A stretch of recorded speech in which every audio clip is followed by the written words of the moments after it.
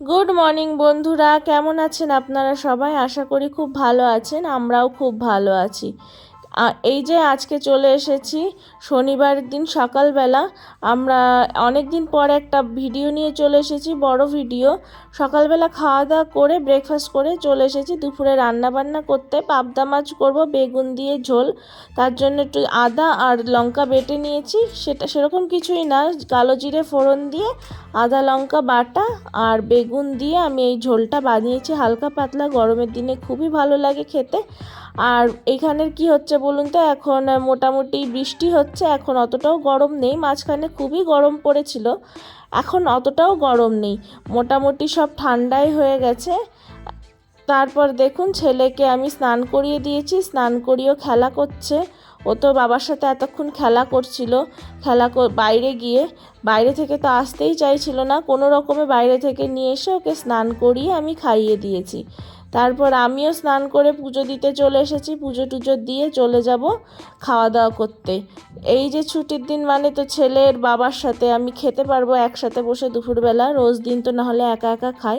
দেখুন আজকে করেছি পনির দিয়ে সর্ষে দিয়ে ভাপা, আর বেগুন দিয়ে মাছের ঝোল, পাবদা মাছের ঝোল আর সাদা ভাত।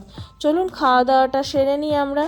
আজকে ওই যে পনির দিয়ে সর্ষে দিয়ে ভাপাটা না নতুন করলাম।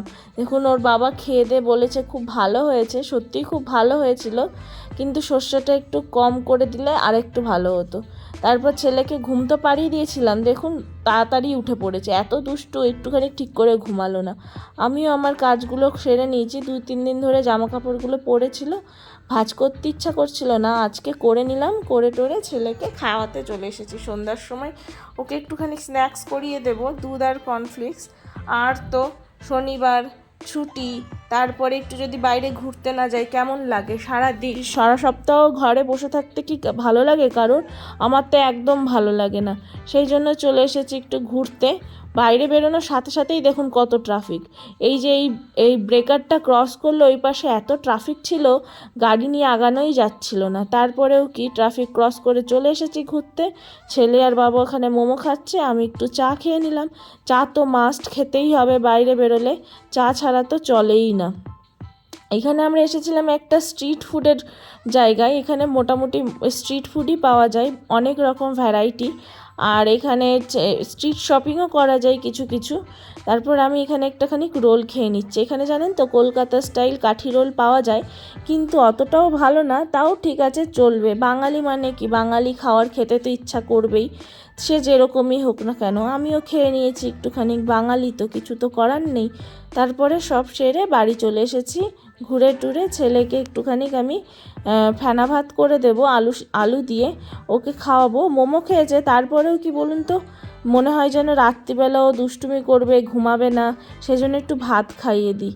তাই কি আর করার, মায়ের মন, কিছু করার নেই। বাড়ি এসে তো কিছু করতে ইচ্ছা করে না, তাও কি করতে হবে। আমরা কিছু খাবো না, আমরা এগরোল আর ওর বাবা ফুচকা আর মোমো খেয়ে এসেছে, আমাদের খিদে নেই। ছেলেকে একটুখানি ভাত করে খাইয়ে দিচ্ছি, তারপরে ঘুম পাড়িয়ে দেব। ঠিক আছে, আজকের মতো এইটুকু, টাটা। দেখা হচ্ছে পরবর্তী ব্লগ।